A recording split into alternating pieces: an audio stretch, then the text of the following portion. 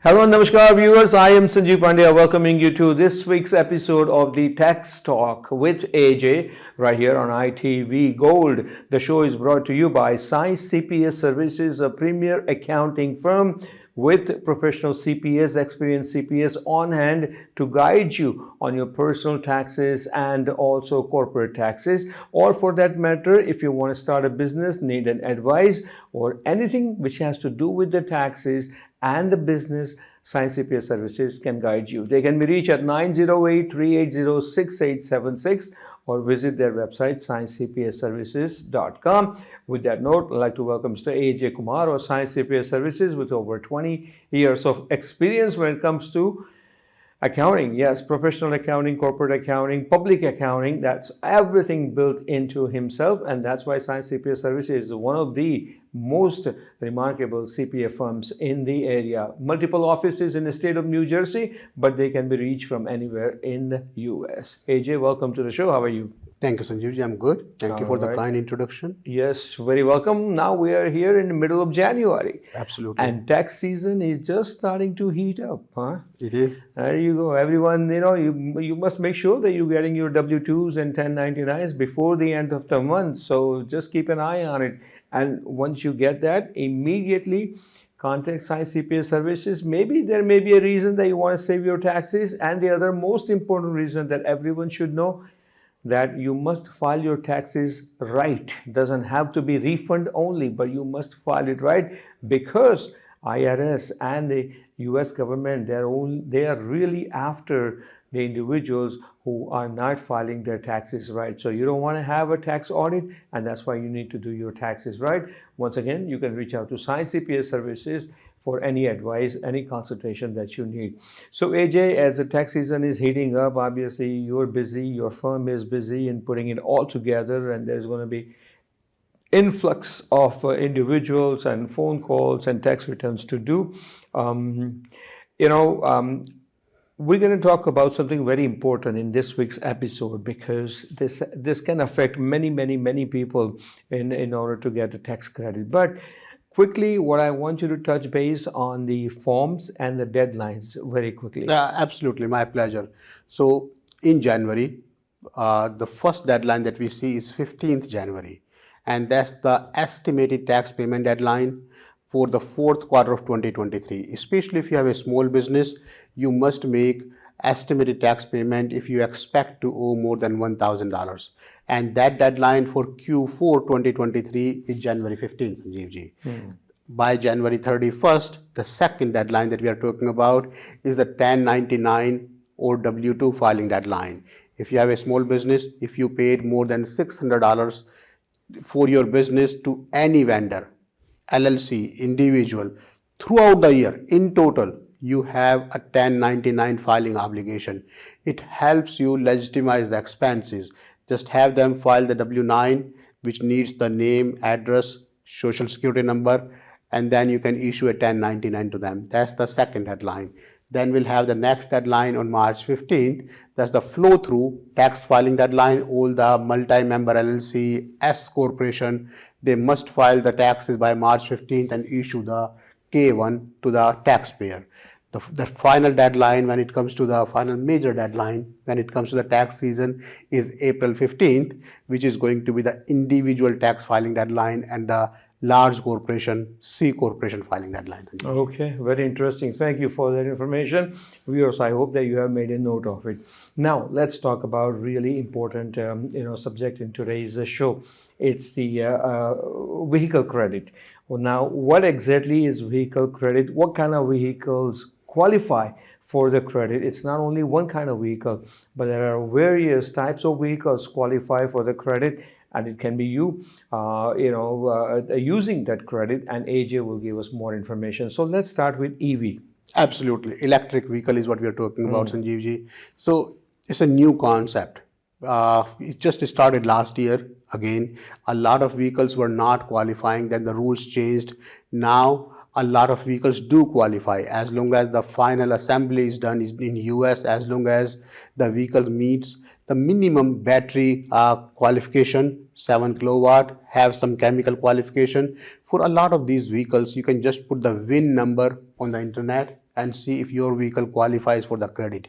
The rule that you want to understand, there are certain income limitations that people have, the taxpayers have, and certain value of the vehicle limitations that you have. So at a high level, when we talk about how much income you can have while qualifying, while getting the electric vehicle credit, is maximum $300,000 for a married filing joint type of situation. Okay. So if it's a single filer, well, 300 divided by 2 make it 150. If it's head of household, is $225,000.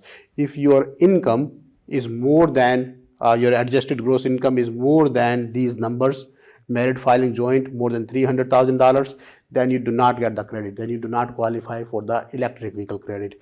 Now, on one hand, we are talking about the income. The other hand, we are talking about how big, what value can you pay for electric vehicle purchase. So if you have an SUV, there are electric vehicles, they are typically more expensive. You can buy an EV SUV up to $80,000 and still qualify for the electric vehicle credit. Nice. If it's a regular car, not the SUV, then the limit that's prescribed is $55,000. So if your electric vehicle is more expensive than $80,000, then you do not qualify for electric vehicle credit. Okay. So now this credit that you mentioned, that's on a federal form 1040. Right. I know we're based in state of New Jersey, that everyone knows. State of New Jersey also offers some incentives for the EV buyers, right? Right. My question to you is that do all states in the U.S. have that program that they No. offer incentives? No, there are some states that are more savvy than others. New Jersey does, but not many states. California do. Yeah, California does. Right. So not many states have this credit. So you have to check with a local accountant or go on Google or check with an accountant to make sure you don't miss out on a credit that you should have received. Okay. And this is for the vehicle must be purchased in the year of 2023, right? Well, yes. In order for you to get the credit, the vehicle must be purchased because the tax return that you're filing now are for January 1st, 2023 till December 31st, 2023. So all the discussions that we are talking about is for the year 2023, even though we are filing in 2024, but the situation has already occurred in 2023. All right. So you mentioned about the vehicles and what should be the income limits for the single taxpayer, joint, and the head of household. Now let's talk about what kind of vehicles qualify for these credits. Absolutely. So most vehicles will qualify as long as they have the final assembly done in US, as long as their battery, they have certain battery power, minimum 7 kilowatt, and their battery has to have certain chemicals in there. They have prescribed something on the IRS website that these are the chemical mix. The best thing you can do is pick up the VIN number, put the VIN number on the internet to see if this VIN number qualifies for the electric vehicle credit. Just be careful, even though the website says it does qualify, but if you are paying more than the prescribed limit, let's say if you are paying more than $55,000 for a regular EV or more than $80,000 for an SUV electric vehicle, then you may not get the credit. Okay, and the other thing is that it must be 7 kilowatt hours. That's right. That's the battery capacity, and then the weight of the vehicle should not exceed 14,000 pounds. Yes.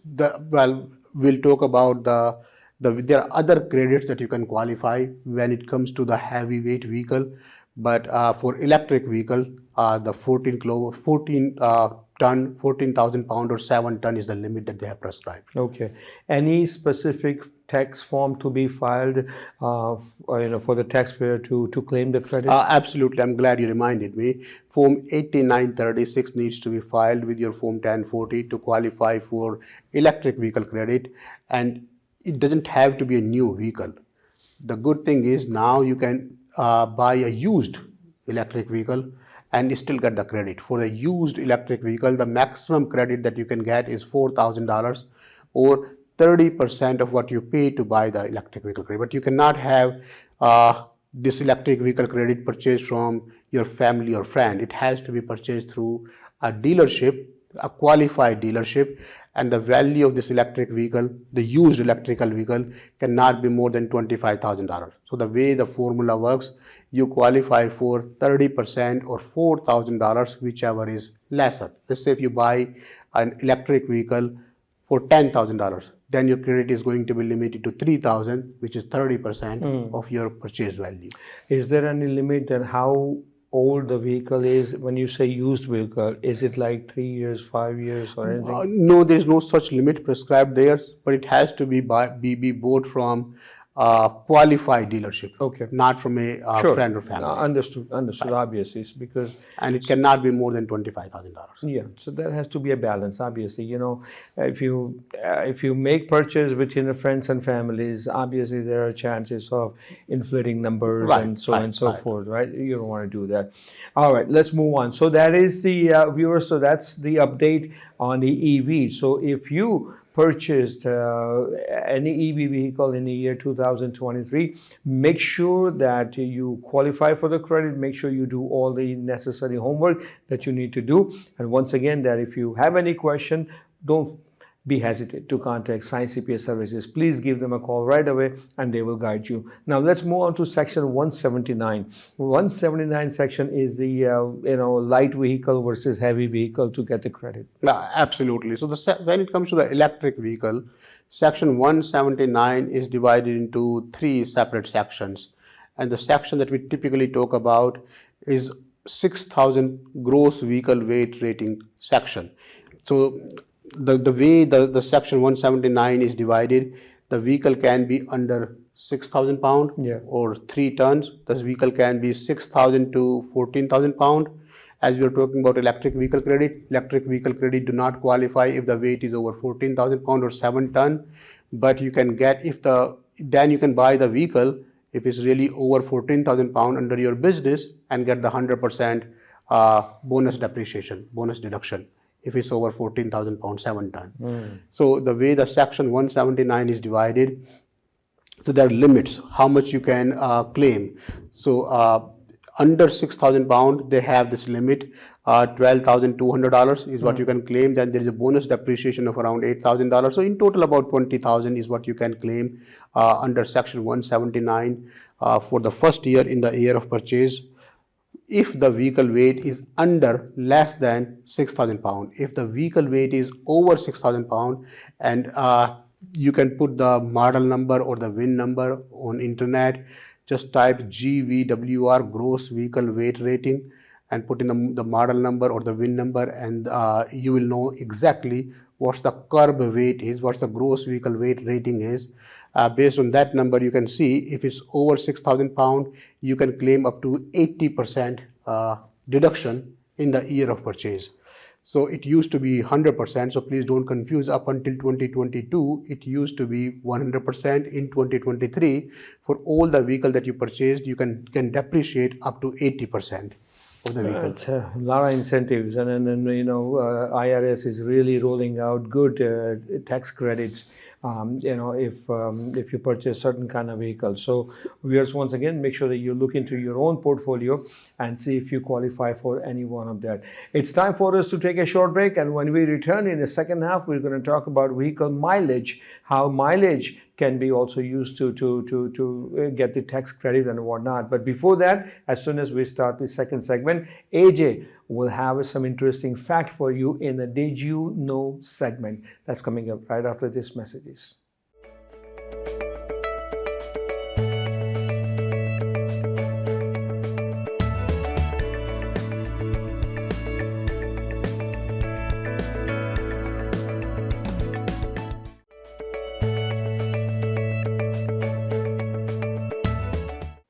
Welcome back to Tax Talks. I'm AJ from Science CPS Services. Did you know 262 million people filed taxes last year? Out of 262 million taxes, 83% or 213 million taxes were filed electronically. A lot of people, a lot of individual files the taxes electronically, a lot of businesses chooses to file taxes on paper. But in total, IRS received 262 million taxes. That is very interesting fact. Thank you so very much for that information. And that number includes AJ filed his taxes, I filed my taxes, Absolutely. and if you, I hope that you have filed your taxes also. Let me ask you a question. This is impromptu. If someone has not filed taxes in the last 1, 2, 3 years, right? What should they do? What kind of advice that you would give to that person? Well, everybody's situation is different. A lot of people are not mandated to file taxes, meaning if your income is below $11,000, especially if it's a W-2 income, you are not required to file taxes. If your 1099 income is under $600, you don't have to file taxes. But if you do have to file taxes, if you are required to file taxes, you should file the taxes sooner than later. You wouldn't believe how many people come to us that they haven't filed the taxes for 3 years, 4 years, 5 years, and we get a lot of money refunded back to them only because they were due the money and they just never got around filing the taxes. Billions of dollars are not refunded to the taxpayers because they don't file the taxes. So filing the tax is an easy thing. You can always do it yourself. Go to IRS office, they will do it for free. Especially if you are in the lower income, or file an account, find an accountant. They will be happy to help. A lot of people who are actually due refund don't file the taxes. Oh, good stuff to know, viewers. I don't know if you fall into any one of these categories, but if you do, please, take action ASAP. Now let's move on into our tax talk show. Right before the break, AJ gave us complete guidelines and information on the vehicle credit, EV vehicle credit, and light vehicle and heavy vehicle credit. So we continue that one. And before we go into the mileage situation, AJ wants to give some more information on the heavy vehicle, which should be over 14,000 pounds. Well, so there are three categories: under 6,000 pound, between 6,000 to 14,000 pound, or over 7 ton, over 14,000 pound. So if the vehicle is over 14,000 pound, if you remember in the first segment, we said if it's an electric vehicle, you don't qualify for clean energy credit. But if it's a 14,000 pound, more than 14,000 pound type of vehicle, if you buy it under your business, you can claim 100% deduction as an expense. You don't have to use the yearly depreciation. For over 6,000 pound, under 14,000 pound, in that category you can claim up to 80% depreciation. The remaining 20% though, you don't lose it. You can always claim it in the future years. In the first year, in the year of purchase, you claim up to 80%. So you look at the situation. Take a quick example. It's quite funny the way it works. If you buy a vehicle worth $50,000, you go to the dealership, give them $5,000 of down payment to buy this vehicle for $50,000. You can claim 80% of 50,000. You can claim $40,000 deduction for the 5,000 vehicle purchase on your tax return, even though you only paid $5,000. $5,000. That is amazing. So if you are in 25% tax bracket, you save $10,000 by paying $5,000 to the dealership. Nice. So if you know the rules, if you can understand how it works, you can save a lot of money when it comes to tax. Okay, very interesting, very good. All right, now let's talk about mileage. Of course, with the vehicle credit, mileage also comes into effect. Now there are several kinds of mileage. One is the business mileage, one is a charity mileage, right? And then if there's any other category for the mileage, AJ will definitely give us more info on that. Absolutely. So the main type of mileage that we talk about is the business mileage. If you are driving your car for the business, if you are driving your car for delivery, if you have a side hustle, how much can you claim? So the current rate for 2024 is 67 cents, but we are doing 2023 taxes right now. In 2023, the tax was the mileage rate was 65.5 cents per mile. The way you do it, this is where I live, this is where I go for work, this is the distance, and that's how you compute how many miles you drive on an average. 65.5 cents per mile for your business type of credit. Please remember, if you have a W-2, if you do not have a registered business, you cannot claim mileage credit, mileage deduction on your Schedule A anymore. After last 5 years, after 2017, we have not been allowed to claim mileage deduction on Schedule A. But if you have Schedule C, if you have a 1099, if you have an LLC, S Corp, if you have a business, then you can claim 65.5 cents per mile for your business deduction. from 2014 is going to be 67 cents. Okay, very interesting. So these are three categories: business mileage, then charity, and the medical and moving. Absolutely, absolutely. I'm glad you reminded me. So for the charitable cause, you have 14 cent per mile. If you go to a temple and do some service over there, if you have a non-for-profit company that you drive your vehicle for, you are allowed to claim 14 cents per mile as a charitable contribution, as a donation for that purpose. Please remember, again, your time is not deductible. If you are spending 2 hours every Saturday, you can't really say my hourly rate is $25, so my charitable contribution is $50. Your time value of money is not a deductible expense. But if you are driving 20 miles one way, 40 miles every week, then in 50 weeks you have driven 2,000 miles.